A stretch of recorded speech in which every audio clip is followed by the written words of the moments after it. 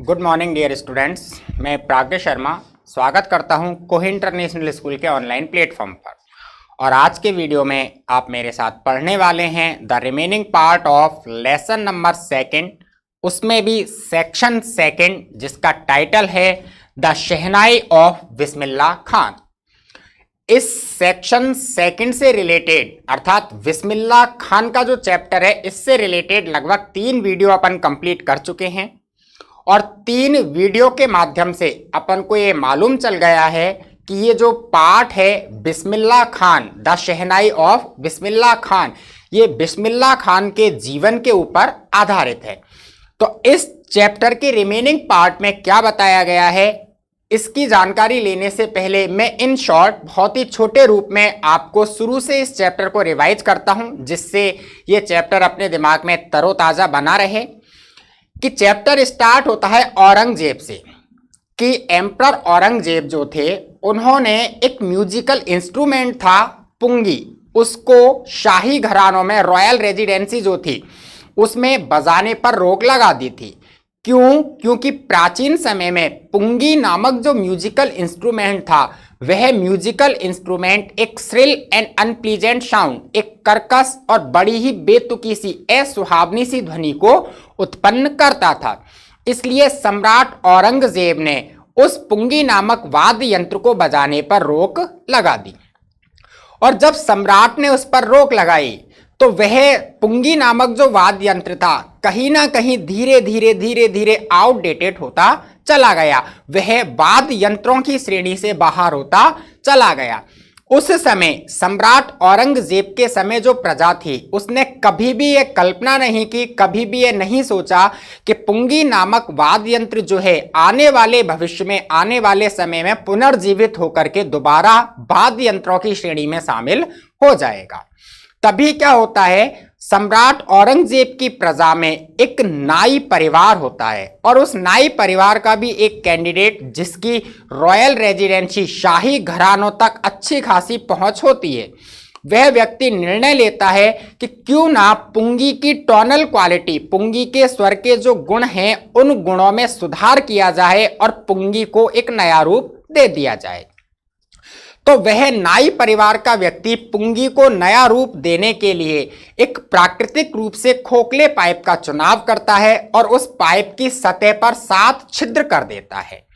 और वह जब उन 7 छिद्रों में से कुछ छिद्रों को बंद कर और कुछ छिद्रों को खोल करके उस नए वाद्य यंत्र में फूंक मारता है तो एक बहुत ही सॉफ्ट एंड मेलोडियस साउंड, एक बहुत ही अच्छी मधुर और कोमल सी ध्वनि उत्पन्न होती है, जो कि सबके मन को प्रभावित कर देती है। अब बात यह आती है कि वह नया म्यूजिकल इंस्ट्रूमेंट तैयार हो गया, सब लोगों ने उसकी तारीफ की। तो उस नए म्यूजिकल इंस्ट्रूमेंट को वह नाई परिवार का जो सदस्य होता है, वह सम्राट औरंगजेब जो होते हैं, जो महाराज होते हैं, उनके चैम्बर में ले जाकर के बनाता है। अब जैसा कि अपन जानते हैं कि उर्दू में जो राजा होता है उसको कहा जाता है शाह। तो पुंगी जो थी वह पहली बार शाह के दरबार में एक नाई संप्रदाय के व्यक्ति के द्वारा बजाई गई, इसलिए उस नए उपकरण का, नए वाद्य यंत्र का नाम शहनाई रख दिया गया। ऐसा कहानियां बतलाती हैं कि पहली बार उसको राजा अर्थात उर्दू का वर्ड शाह इसके दरबार में बजाया गया और बजाने वाला प्रथम व्यक्ति जो था वह नाई था। इसलिए इन दोनों शब्दों को जोड़ करके एक नया रूप दिया गया, एक नया नाम निकल के आया, जो क्या था, शहनाई था। इस प्रकार से पुंगी का कन्वर्टेड रूप, पुंगी का परिवर्तित रूप ही जो है वो क्या है, शहनाई है। यह शहनाई आज भी हमारे मंदिरों में और हमारे जो उत्सव होते हैं, शादी जैसे कार्यक्रम होते हैं, इनमें बजाई जाती है। क्यों? क्योंकि पुंगी की आवाज को कंसीडर्ड ऑस्पिशियस, एक सगुन की, एक मांगलिक कार्य की आवाज समझा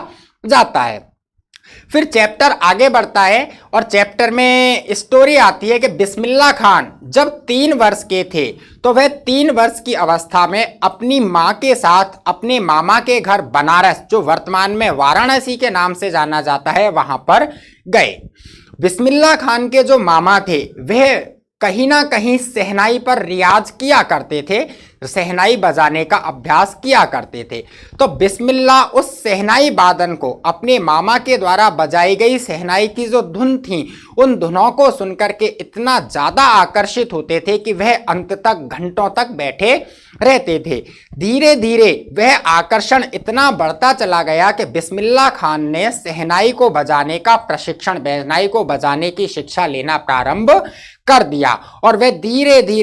धीरे शहनाई बजाने में प्रखर होते गए, महारत हासिल करते गए। उस समय बालाजी का मंदिर, मंगला मैया का मंदिर और गंगा नदी के जो किनारे थे, वे किनारे इस नए नव प्रशिक्षु बिस्मिल्लाह खान, जो संगीतज्ञ के रूप में उभरता हुआ एक सितारा था, इसके फेवरेट हंट, बहुत ही पसंदीदा अड्डे बन गए, जहां पर ये एकांत में बैठकर शहनाई पर रियाज किया करते थे।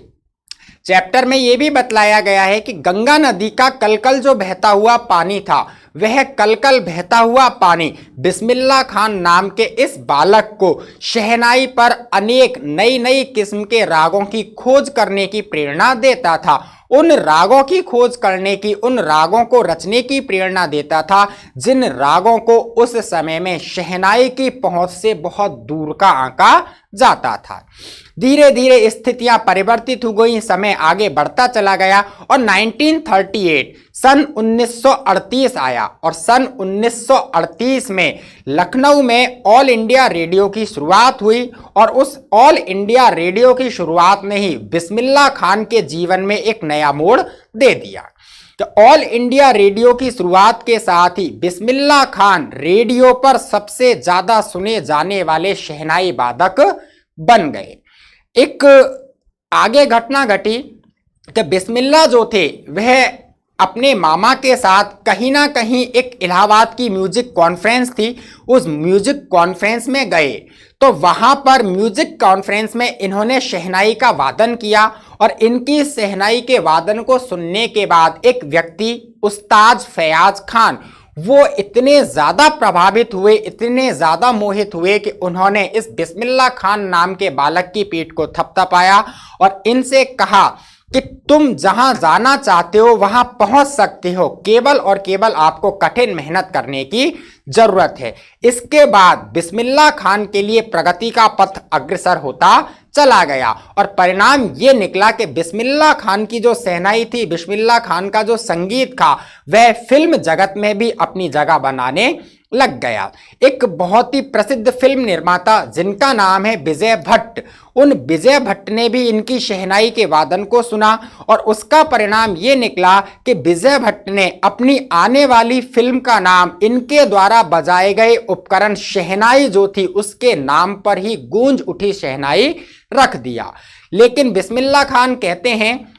कि मैं आधुनिकता से जो भरा हुआ फिल्म जगत का संसार है, फिल्म जगत की जो चकाचौंध है, इस चकाचौंध में सिमट करके नहीं रह सकता और इसी का परिणाम है कि बिस्मिल्लाह खान की शहनाई का जो संगीत है वह फिल्म जगत में केवल 2 फिल्मों तक ही, 2 पिक्चरों तक ही सिमट करके रह गया। यहां तक अपन ने इस चैप्टर को स्टडी किया। इससे आगे इस चैप्टर में बिस्मिल्लाह खान के बारे में क्या बतलाया गया है, इस चीज को जानने के लिए आप लगातार वीडियो देखते रहें। मैं आपको ले चलता हूं इस चैप्टर के अगले सेक्शन की ओर। तो देखिए, अगली लाइन जो है वो कुछ इस प्रकार से है कि award and recognition came thick and fast. कि अवार्ड का मतलब होता है सम्मान, पुरस्कार। कि अवार्ड एंड रिकॉग्नाइजेशन, सम्मान, पुरस्कार एंड रिकॉग्नाइजेशन का मतलब होता है पहचान, अर्थात किसी चीज से किसी व्यक्ति को जाना जाना। जैसा कि चैप्टर के स्टार्टिंग में ही आया था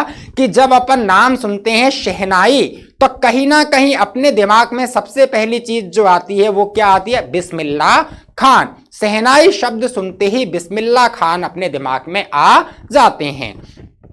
तो award and recognition came thick and fast. के इनाम, सम्मान और पहचान जो थी वे थिक एंड फास्ट, हर तरह से बहुत ज्यादा मात्रा में प्राप्त होने लगी। कि ख्याति, सम्मान जो थे और जो ख्याति थी वह थिक एंड फास्ट, बहुत ज्यादा और बहुत तीव्र गति से प्राप्त होने लग गई। Bismillah Khan became the first Indian. कि बिस्मिल्लाह खान बन गए द फर्स्ट इंडियन, वो प्रथम भारतीय, वो पहले भारतीय, टू बी इनवाइटेड, जिनको आमंत्रित किया गया, टू परफॉर्म, प्रदर्शन करने के लिए, at the prestigious Lincoln centre, एक बहुत ही प्रेस्टिजियस, बहुत ही ज्यादा प्रसिद्ध, बहुत ही ज्यादा विख्यात Lincoln central hall in the United state of America. Clear है कि बिस्मिल्लाह खान वो पहले प्रथम भारतीय व्यक्ति बने जिनको यूनाइटेड स्टेट ऑफ अमेरिका के लिंकन सेंट्रल हॉल में परफॉर्म, शहनाई की प्रस्तुति, शहनाई का वादन करने के लिए आमंत्रित किया गया। अर्थात बिस्मिल्लाह से पहले किसी भी भारतीय व्यक्ति ने अमेरिका के लिंकन सेंट्रल हॉल में जाकर के संगीत की प्रस्तुति नहीं दी थी, वही पहले व्यक्ति बने। आगे देखिए, ही also took part in the world exposition, कि ही, उन्होंने, टुक पार्ट, हिस्सा लिया, उन्होंने भागीदारी निभाई, उन्होंने हिस्सा लिया in the world exposition in Montreal, Montreal के वर्ल्ड एक्सपोजिशन का मतलब होता है विश्व प्रदर्शनी, के मॉन्ट्रियल की जो विश्व प्रदर्शनी थी उसमें बिस्मिल्लाह खान ने हिस्सा लिया। In the Cannes art festival, Cannes art festival जो था उसमें भी बिस्मिल्लाह खान ने हिस्सा लिया। And in the Osaka trade fair, और जो ओसाका का ट्रेड का मतलब होता है व्यापार, तो ओसाका का जो व्यापार मेला था उस ओसाका के व्यापार मेले में भी बिस्मिल्लाह खान ने हिस्सा लिया।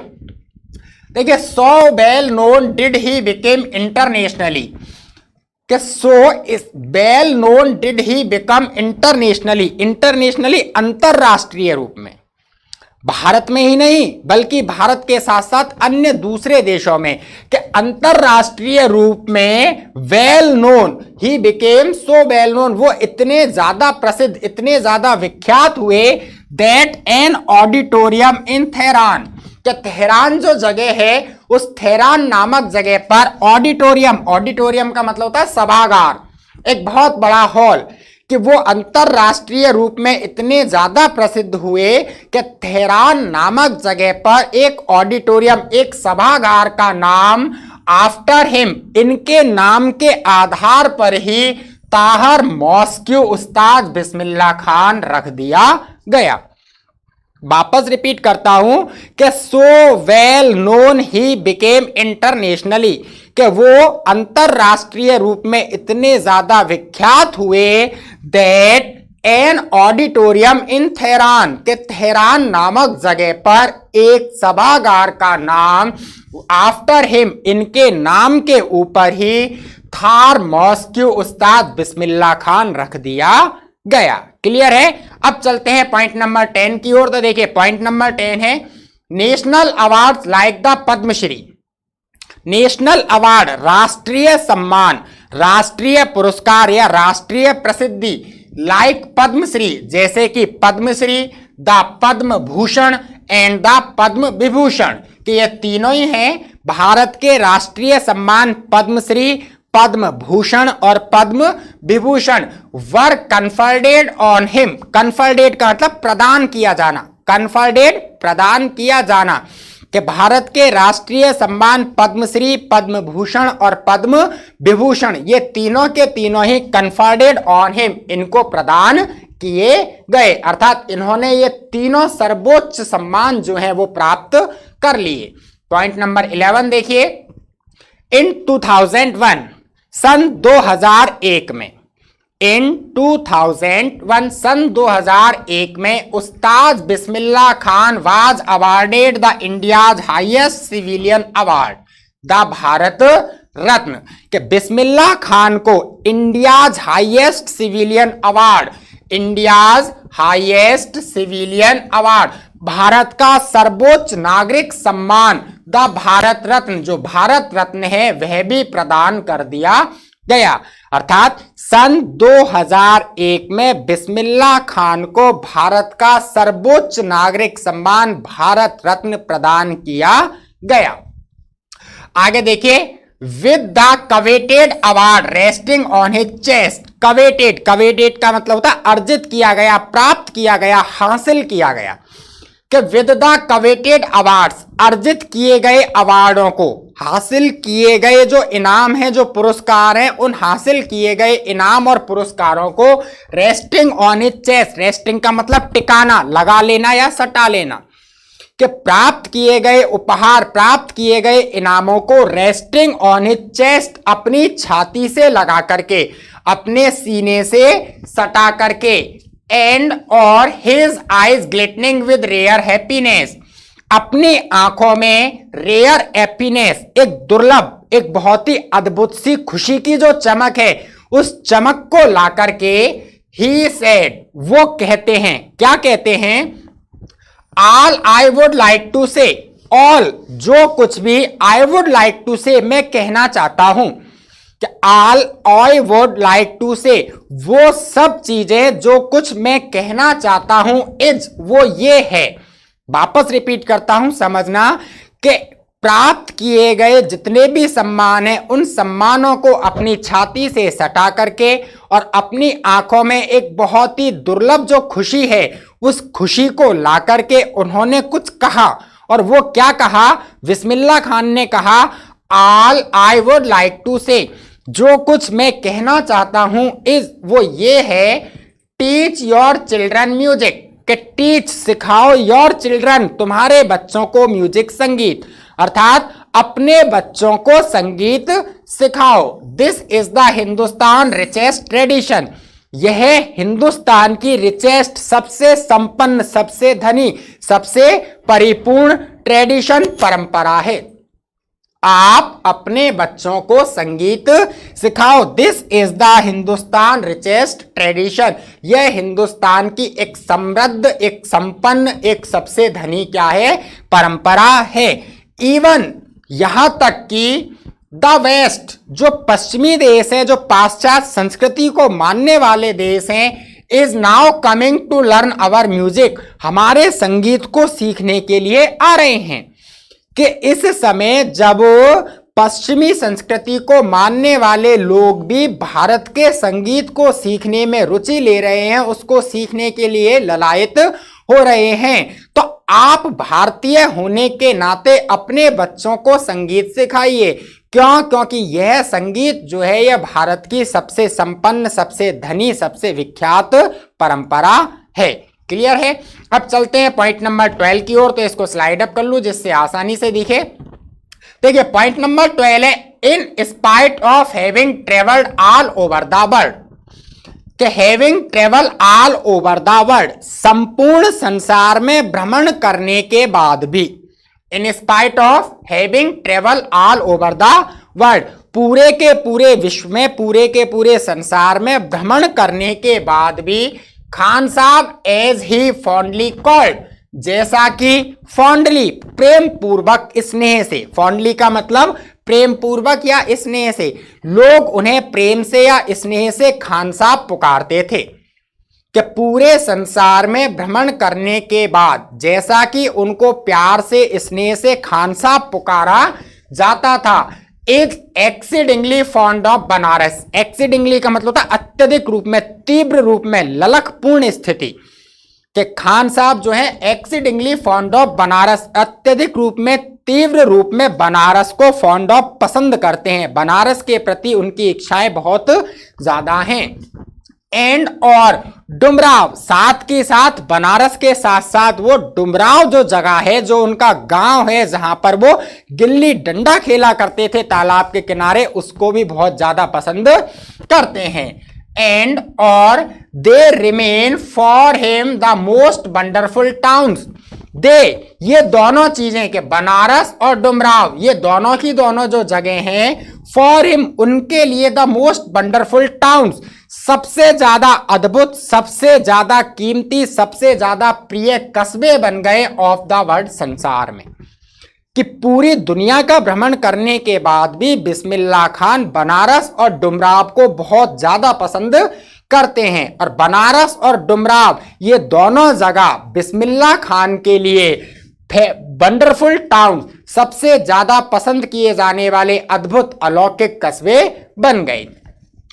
A student of his, once, एक बार, ऑफ हिज स्टूडेंट, उनके किसी एक विद्यार्थी ने वांटेड, इच्छाएं जाहिर की थी, to head a shehnai school in the USA, कि बिस्मिल्लाह खान साहब यूएसए में एक शहनाई स्कूल के हेड, मुखिया बने, संचालक बने। वापस देखना, वंस, एक बार, वन ऑफ हिज स्टूडेंट, उनके किसी एक विद्यार्थी ने वांटेड, ये चाहा था, उसने ये इच्छाएं जताई थी कि to head a shehnai school in the USA, कि खान साहब यूएसए में किसी एक शहनाई स्कूल जो है उसके मुखिया बने, उसके संचालक बने। एंड और द स्टूडेंट प्रॉमिस, उस विद्यार्थी ने प्रॉमिस, वादा भी किया, उस विद्यार्थी ने यह वादा भी किया कि to recreate the atmosphere of Banaras. Recreate का मतलब था काट छांट करके पुनर्निर्माण करना, रिक्रिएट, पुनः निर्माण करना, कि उस विद्यार्थी ने यह वादा किया, recreate the atmosphere of Banaras, कि वह बनारस जैसे वातावरण का निर्माण कर देगा, बाय रिप्लीकास्टिंग द टेम्पल्स देयर, वहां पर रिप्लीकास्टिंग, काट छांट करके टेम्पल्स, मंदिरों की, कि वहां पर जो मंदिर हैं उन मंदिरों की काट छांट कर करके उनको आड़ा तिरछा जो भी रूप देना है वो रूप दे करके वह यूएसए में ही बनारस जैसे वातावरण की, बनारस जैसे माहौल की रचना कर देगा, उसने ये वादा किया। बट लेकिन खान साहब आस्क्ड हिम, खान साहब ने उससे कहा कि उस विद्यार्थी के इस प्रश्न पर कि आप यूएसए में शहनाई स्कूल के संस्थापक, संचालक बनोगे, इस प्रश्न पर खान साहब ने आस्क द स्टूडेंट, उस विद्यार्थी से कहा, if he would be able to transport river Ganga, कि यदि वह ट्रांसपोर्ट, ले जाने में, ले जाना, पहुंचाना, कि यदि वह ट्रांसपोर्ट रिवर गंगा, गंगा नदी को ले जाने में एबल, सक्षम हो, लायक हो, एज वेल, बिल्कुल उसी तरीके से, तब तो मैं यूएसए में शहनाई स्कूल का संचालक बनूं। कि उसके इस प्रश्न पर खान साहब ने यह कहा, if he would be able to transport the river Ganga as well, कि क्या वह बिल्कुल इसी रूप में, जैसे भारत के बनारस में गंगा नदी बहती है, बिल्कुल उसी रूप में गंगा नदी को वहां यूएसए में बहाने में सक्षम है, यदि है तो मैं यूएसए में शहनाई स्कूल का संचालक या मुखिया बनने को तैयार हूं, अन्यथा मैं कदापि भारत को या बनारस को नहीं छोड़ूंगा। आगे देखिए, later he is remembered to have said that is why whenever I am in foreign country I keep earning. देखिए, लेटर ही इज रिमेंबर, इसके बाद ही इज रिमेंबर्ड, वो याद करते हैं और याद करते हुए कहते हैं कि दैट इज वाई, यही कारण है, यही रीजन है, when ever I am in foreign country, कि व्हेन एवर, जब कभी भी, आई एम इन फॉरेन कंट्री, मैं विदेश के शहरों में या विदेशी देशों में होता हूं, आई कीप यर्निंग, यर्निंग का मतलब होता तीव्र ललक, आई कीप यर्निंग, मेरे अंदर तीव्र ललक होती है, तीव्र इच्छाएं होती हैं, किसकी, टू सी हिंदुस्तान, हिंदुस्तान को देखने की। कि खान साहब कहते हैं कि जब कभी भी मैं फॉरेन कंट्रीज, विदेशी देशों में होता हूं, तो मेरे अंदर तीव्र ललक होती है टू सी हिंदुस्तान, हिंदुस्तान को देखने की। व्हाइल इन मुंबई, जब मैं मुंबई में होता हूं, जब मैं मुंबई में होता हूं, I think of only Banaras, तो मैं केवल और केवल थिंक ऑफ, सोचता हूं बनारस, बनारस के बारे में। कि जब कभी मैं मुंबई में होता हूं तो मैं केवल और केवल बनारस के बारे में सोचता हूं, एंड द होली गंगा, और केवल पवित्र गंगा नदी के बारे में सोचता हूं। एंड व्हाइल इन बनारस, और जब मैं बनारस में होता हूं, आई मिस द यूनिक मट्ठा ऑफ डुमराव, तो मैं डुमराव का जो यूनिक, अद्वितीय मट्ठा, मट्ठा जानते हो ना, छाछ, कि डुमराव का जो एक यूनिक मट्ठा है, जो छाछ है, उसको मिस करता हूं, उसको पसंद करता हूं, उसको याद करता हूं। Ustad Bismillah Khan's life is a perfect example of the rich cultural heritage of India.